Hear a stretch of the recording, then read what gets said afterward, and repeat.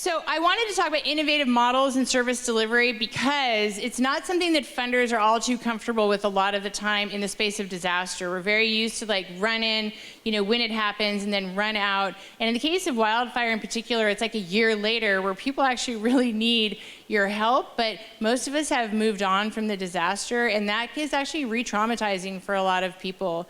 But there's also all of this innovative leadership in this space, and so I really wanted to highlight these 4 people and what they're doing. One of them I actually met through another guy at an airport, so I'll take it however it comes to me.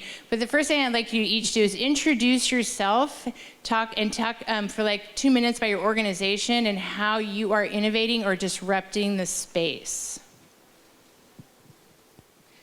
And Jen, by the way, it's easier for you because you can be like, we took their model but made it better for Paradise. But long-term funding, it's tough. So go ahead, Bailey. Hello, hi everyone. Last panel of the day. Thank you for staying awake. We did it, let's go.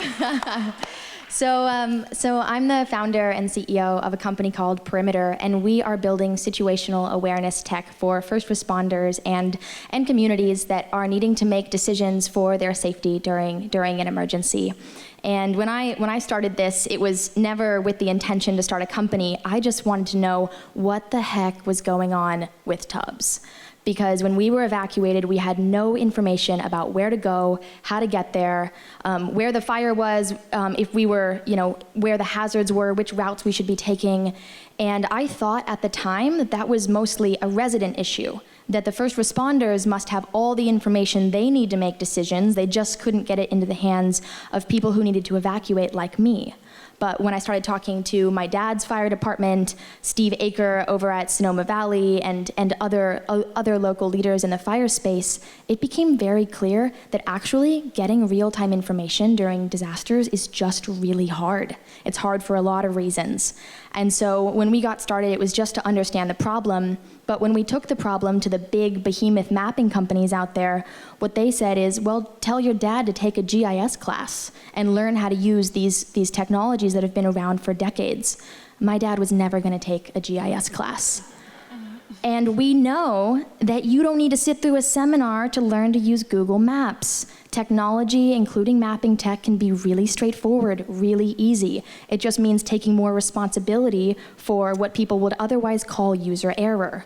And so what we set out to do in this space was build something that is radically simple and straightforward, both for the first responders who need to share information with each other during the incident, and also with residents who, up until now, the only option is you receive a text that says, if you're north of this road, south of this, like there's a fire in your area, run for the hills. And using those systems that already exist, I believe that we can do a lot more to empower everyone who's responding. And we're really lucky in a place like Sonoma County to have fire departments like Sonoma Valley Fire and Rescue who are not only saying, yes, we need better situational awareness, but saying, let's pilot this. I mean, Gary Johnson, Steve Aker, Trevor Smith, y'all are the reason why good work in this space can happen. And Chris Godley, seeing all the new technologies that you've started piloting in the next couple years, we are so lucky to be on the forefront of disruption of disasters in this space in California. So super grateful to be here, super grateful for everyone who's shown up. Thank you. Hi, I'm Jen Goodlin, Rebuild Paradise Foundation. I'm going to flip the switch just a little because one of the innovations that our foundation has is to share stories and empower people that way. And you know how much it costs to share your story? $0. So I'm going to share you a snippet of mine. I did not lose my home in the fire, nor did I live in Paradise. I lived in Colorado Springs where I was raising my children. I lived there for 14 years, but Paradise was home. So on November 8th of 2018, I listened and was horrified by what was happening in my hometown. My brother lived there, lost his home, thankfully was safe. I decided to visit the town about 5 months post-fire, and in my mind, I was going to say goodbye. No more family there. To me, the town was gone. So I went there, and that's the opposite of what happened. I felt like I was home. The sense of place was incredibly strong.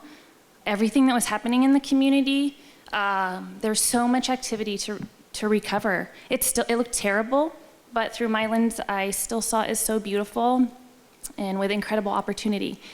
So I went home and I asked my husband, what if we moved to Paradise?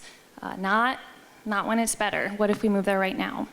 I didn't know how to help. I think the helpless feeling was really strong. So I did know that Goodlin Party of 6 is gonna bring some type of economy to the town, right?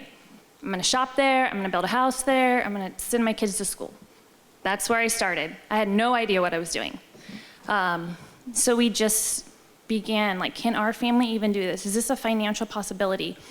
And at the time it was, but it was tight. It was very much a risk.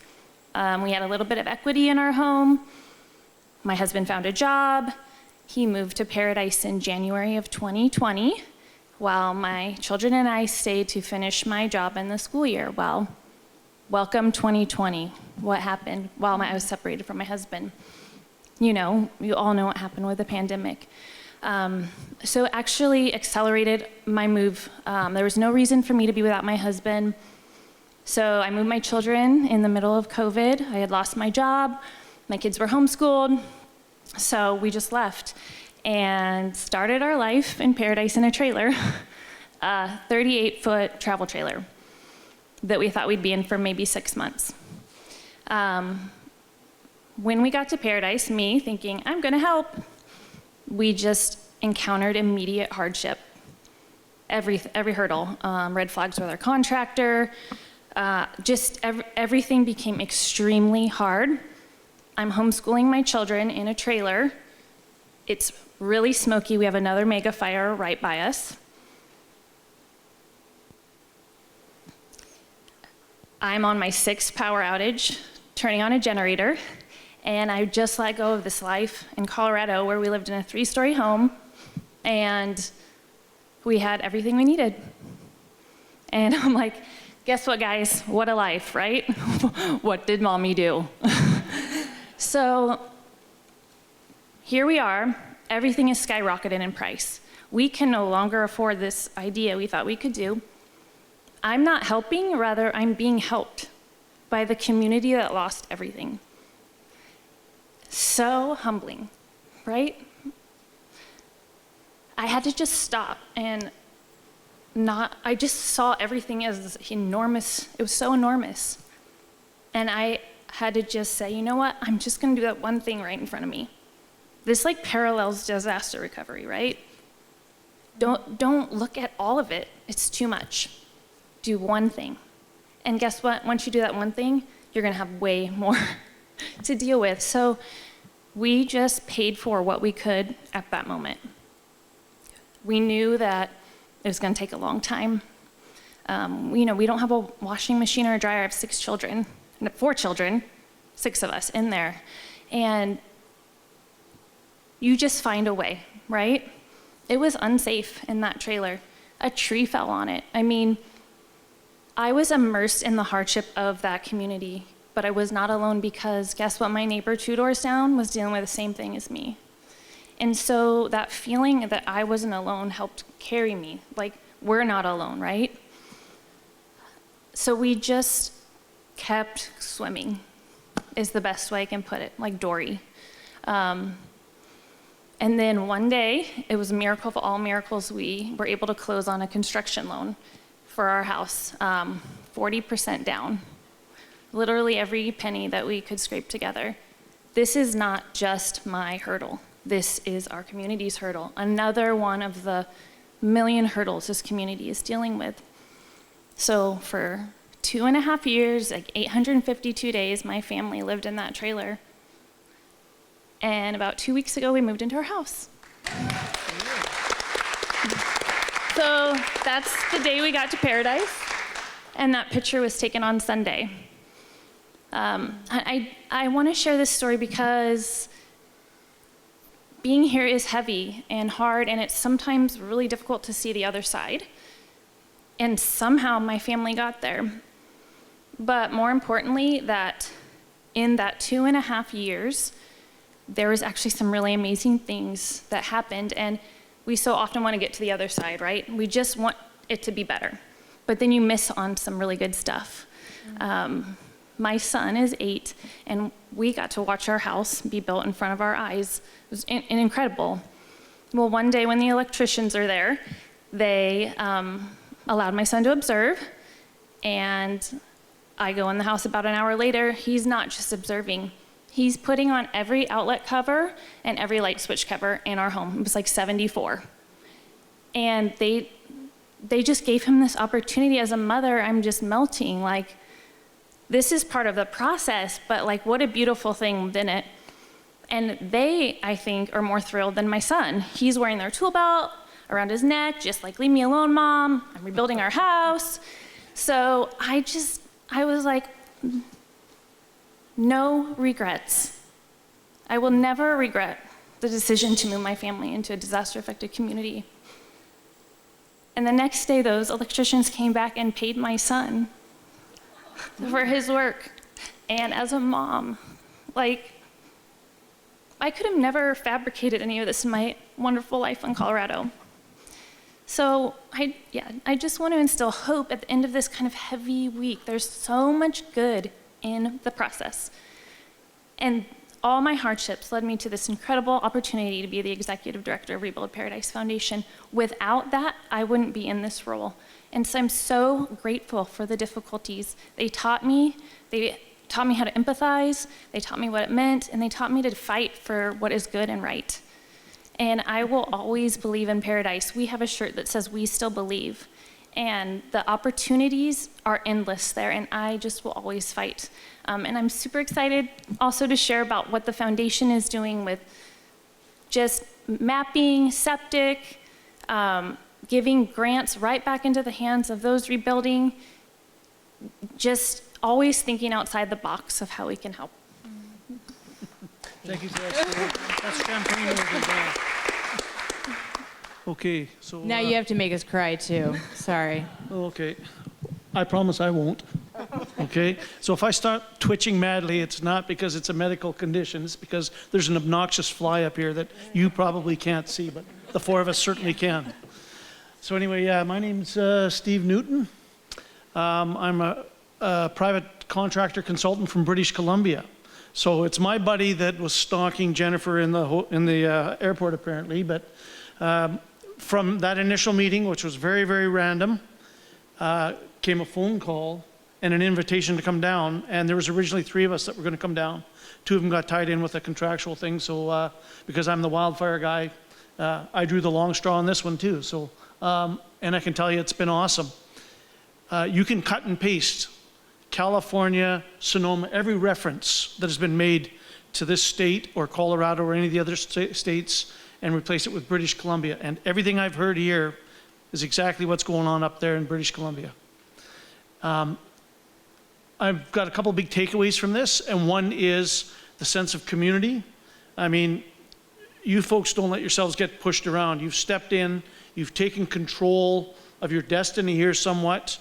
You've gone after those gaps in the support process, and you've found solutions for that. In British Columbia, by and large, everybody pretty much says, I'm waiting for government to help me, right? So it's an unfortunate situation, but man, have I got some good best practices. I'm on well over page 30 of notes in my Google Doc thing there, and the team in BC is following it. So it's kind of, the conversation's kind of interesting on the side. But anyway, we're here to talk about innovations. So Bailey, as much as I just thrive in the high-tech world, that's kind of my mojo.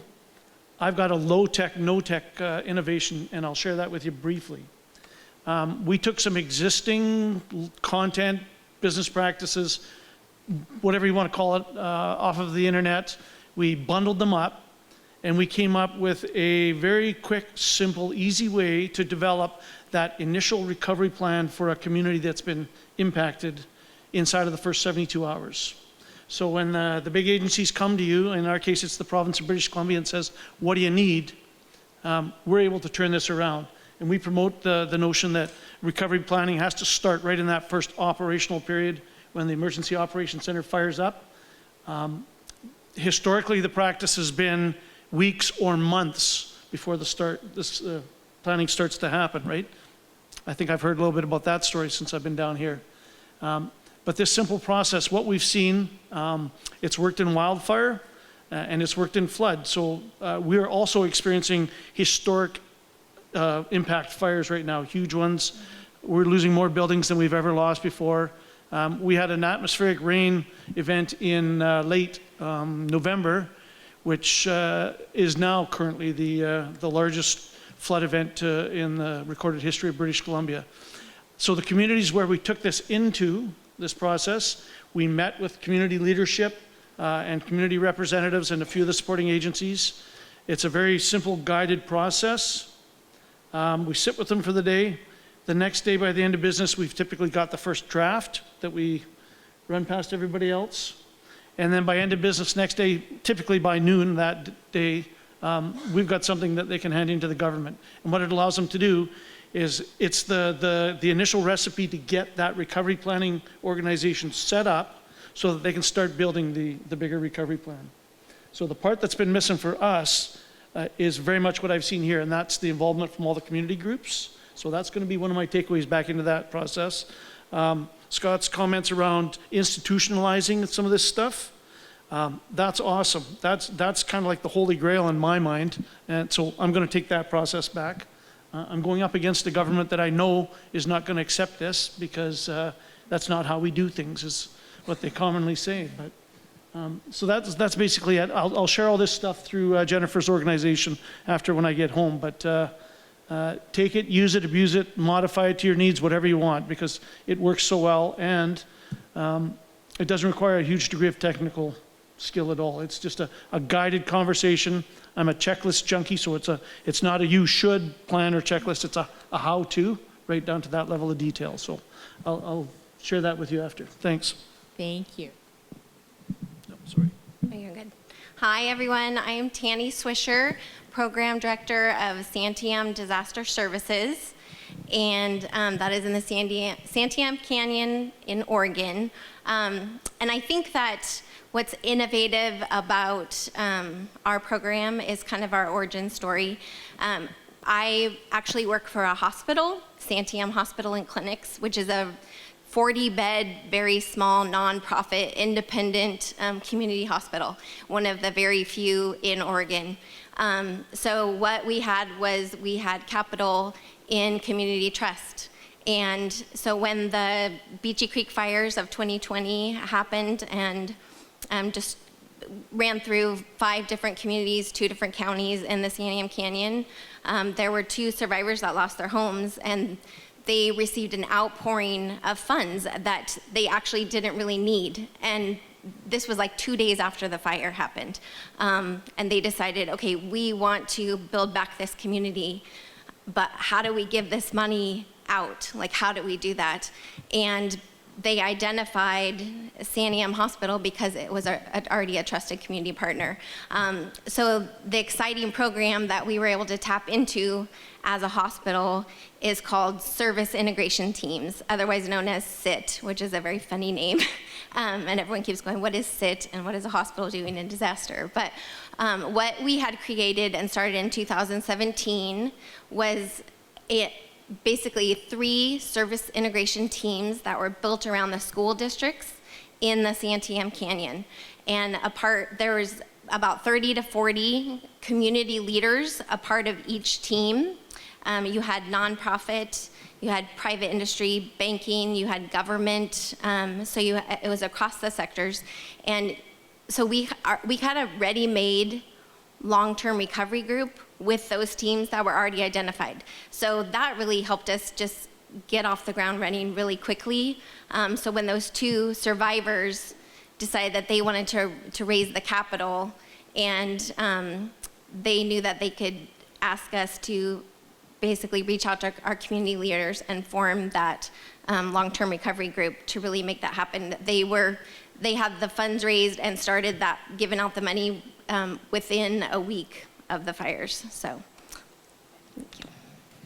So I'm going to comment on these 4 people for just a moment to tell you why it is that I wanted them up here. Okay, so Bailey.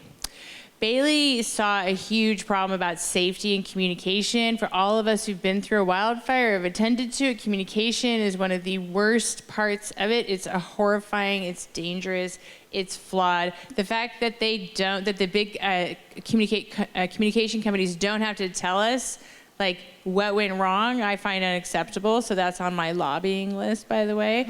But this is a private sector solution to a very massive problem. And since the moment I met Bailey, I have been like, however I can amplify you, I will. I'm gonna come back to you in just a minute. And your tenacity in staying in it too, because until 2020, I don't think people, unless you had experienced a disaster, were really on the disaster. They were like, maybe it's an incident, I don't really know. And then 2020, we were all captive at home, having, looking at people having COVID or having it, and all of a sudden everybody was like, I think this climate change thing, there might be something to it.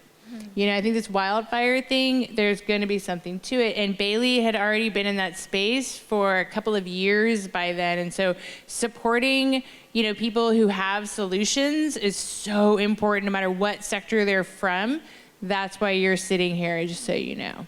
Okay, Jen. So Charles Brooks, who started Rebuild Paradise, the young man, he's not young, he's younger than me, but he was so earnest. He is Eagle Scout earnest, such a decent human being, and had lost his home and had worked so hard to really, all he did was borrow the form of what we were doing, but then he made it very specific to Paradise.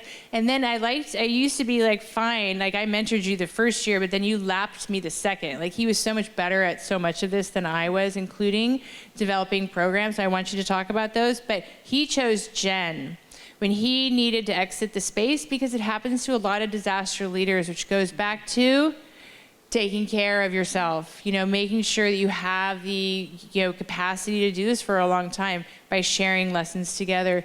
And he, we had a lot of conversations about it, and he was like, she believes, and it's not a bad thing that Jen didn't lose her home in the fire, because she actually came in sort of fresh in that way, but then understood and empathized. And so I know that it's a huge honor that he handed his baby over to you. So that's why you're sitting here. Steve, some guy approached me in an airport because I was wearing a hat that said after the fire, and I was with Pam, and we were 7 hours delayed. But the idea that we can work with Canada and that they're emergency managers, so they have like a consultant firm, which is like experts in different areas, and then they have a centralizing force as well, but they're all former public employees, Chris Godley, just so you know. That's why you're sitting here, because I like that so much, Tanni.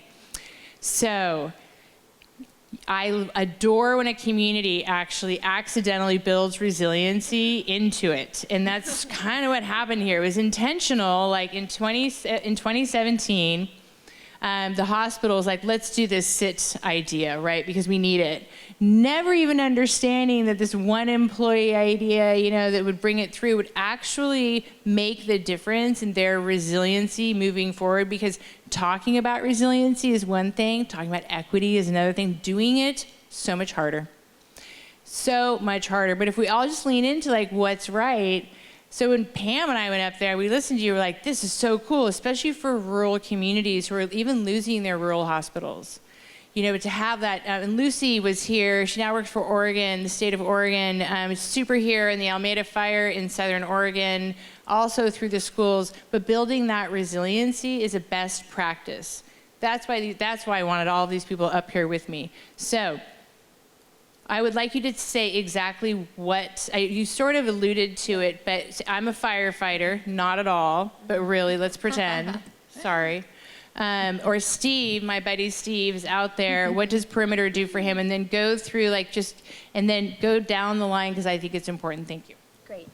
So perimeter has two different ways that you can interact with it. For first responders, they can input information sort of like you would do with Waze, but specifically designed for the emergency management use case. So first responders can input points, routes, and polygons onto the map, and they can share that with other first responders.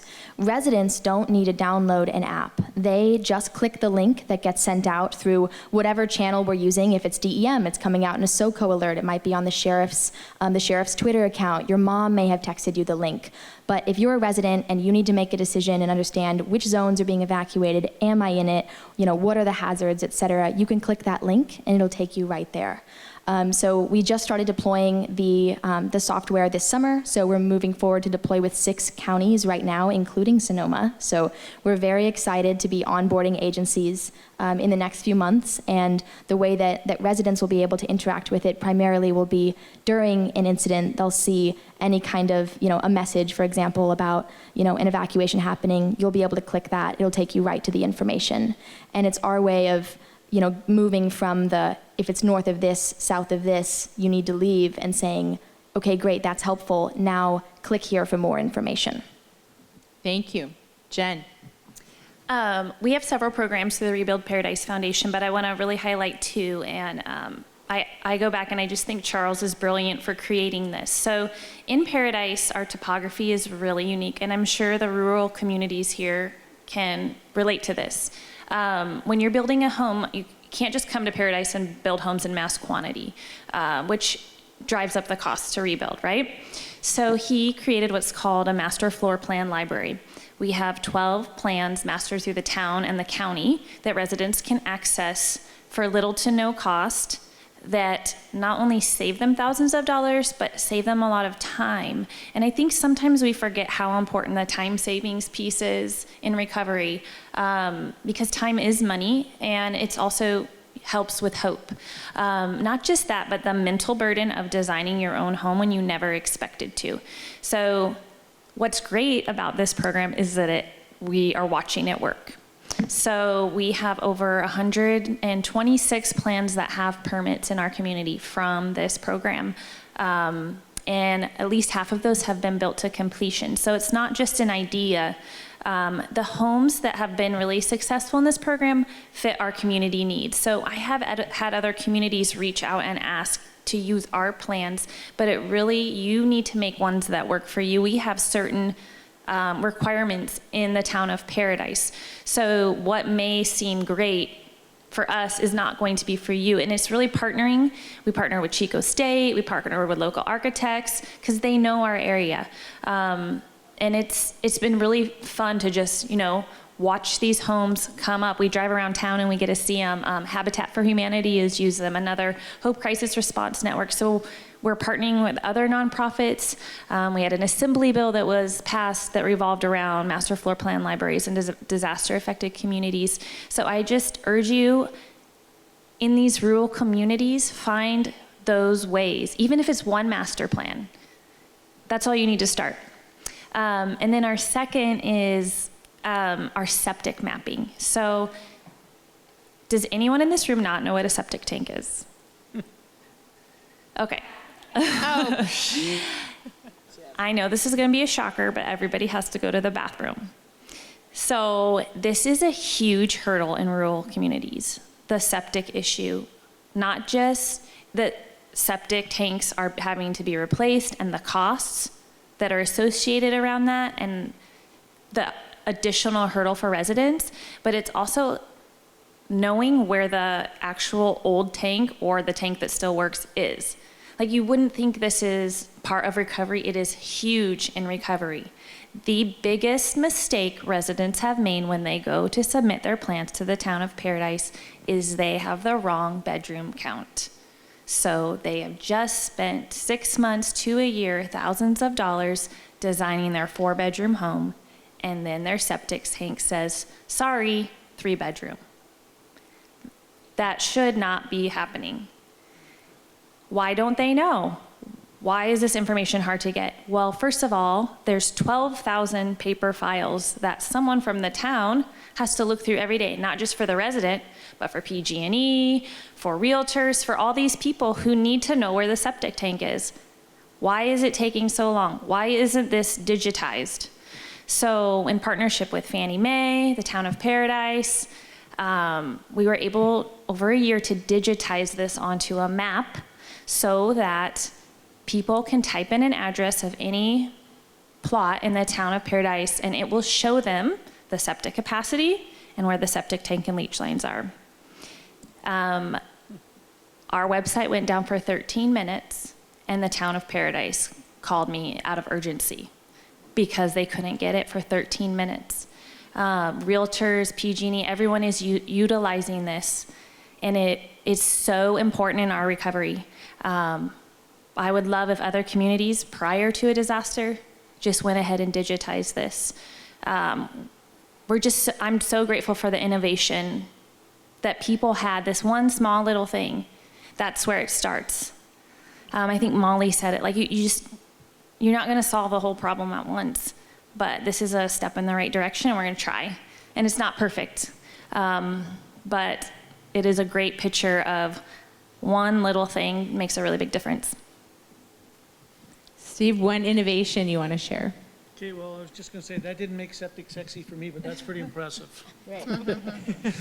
Okay, so thanks, Jennifer. One thing I forgot to mention is that, yes, we're private sector consultants, but this group that Jennifer briefly mentioned, it's a bunch of us old, long-on-the-tooth practitioners who recognized all the same gaps that you're dealing with right now that have come together, and we're trying to find solution to that as well. So that was the biggest draw initially, right? So there's absolutely no regrets about coming down this week, for sure. So my no-tech innovation here is something called P-Post. And that doesn't mean walking around and marking your territory, right? Any of you who have done incident command system training or taken business courses in college or something like that will remember something called management by objectives, MBO. This is kind of like MBO on steroids. So it starts out, and it's a framework that we use, and there's kind of a couple filters we apply to it. So it starts out with identifying the priorities. So it's community driven. It's not some third party coming in who knows everything and thinks they know what the community needs to say this is your priorities. The community basically identifies the priorities, and then from that the next step is to identify the problems or the conflicts with the priorities. Okay? And then the MBO stuff kicks in. So you set the objective. What needs to be done to address the problems to meet the priorities or support them? And then the strategy. How is that objective going to be made? And then the tactics. Who's going to be doing what? So P-Post is something that is not commonly used or not as commonly used as it should be, but it's out there.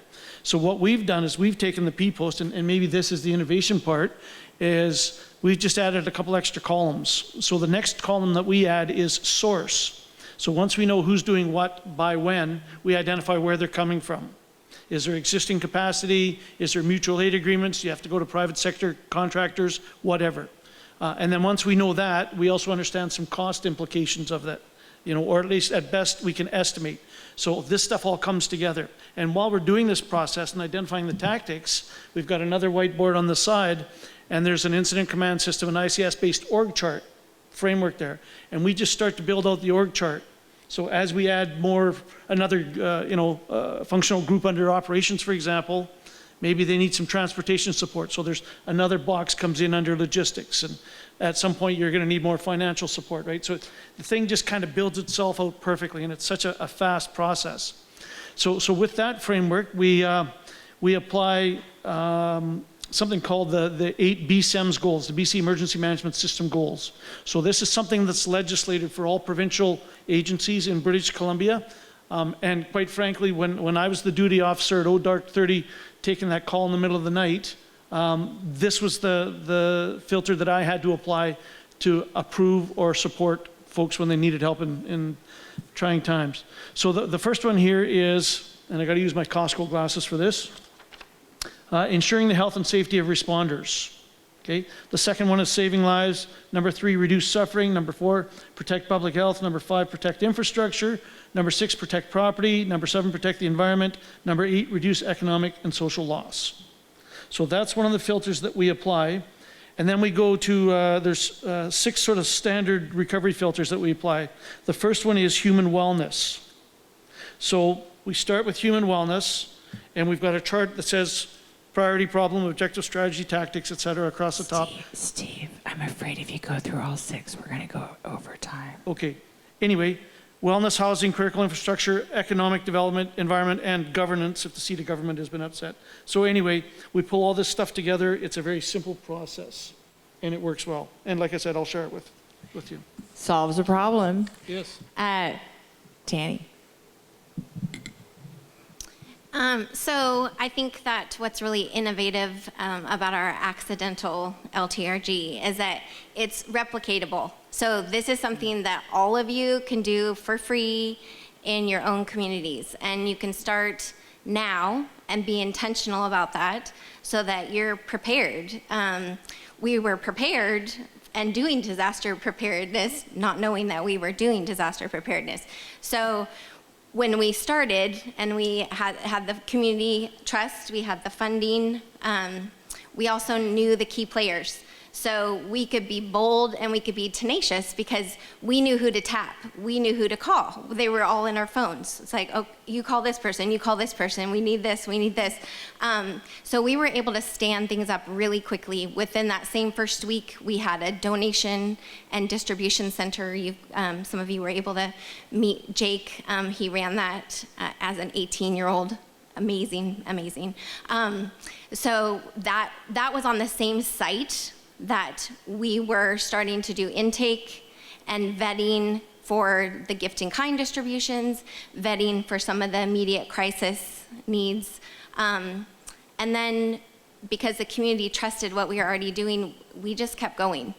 It wasn't necessarily our intention. They borrowed me from a different part of the hospital, thought I would be there for a couple weeks, and it's 2 years later. So, but because, like, as most rural communities know, you start doing the crisis response, and then you look behind you. You're like, okay, surely someone else is coming to help us with the next phase, right? Like, okay, we're gonna really give it our all because we only have to do the crisis response, and then, oh, no? Okay, so now can you do, the multi-service or the multi-agency shelter and transition team? Now, guess what? Can you guys do disaster case management? So that's where we're at right now. And we can do it because we have the community backing and we have those relationships. And anybody can do disaster if they have those relationships. So I just want to empower you guys that that's all it takes. None of us knew how to do disaster. So the fact that I'm sitting up here is really amazing. So thank you, Jennifer. Well, I wanted you to see what innovation in disaster looks like, and it's like septic tanks, communication, systems, resilience that you did because it was the right thing to do, but it ended you up in the right thing. So I'm going to give you each 10 seconds. I'm going to hold you to it because it's the last day of the last moment of the last panel, and I get it. Where do you want disaster to be in 5 years for you, Bailey? For me personally? Well, yeah, we're going to go down the line. Yeah, like for your what can be your job or the space of disaster, or for your technology. Yeah. So in the next 10 seconds for the next 5 years, where we want to be in the next 5 years is helping people not just with the real-time response component, but every aspect of preparing for, responding to, and recovering from disasters. And keeping first responders far safer, for sure. There's no question. Jen? I actually hope I work myself out of a job.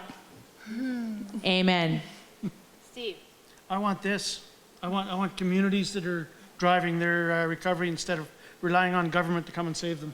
Yeah, totally. Tanni?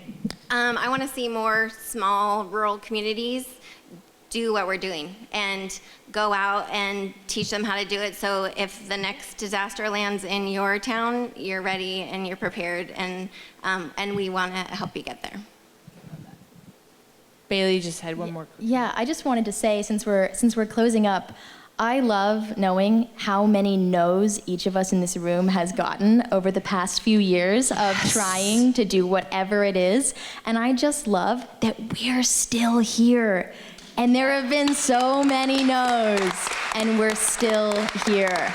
So I cannot end it any better than that. I hope that you have really seen over these last 3 days, like what we do at After the Fire and how big a part of it you play into this. And thank you for your time and attention. And we are done. Thank you. Woo!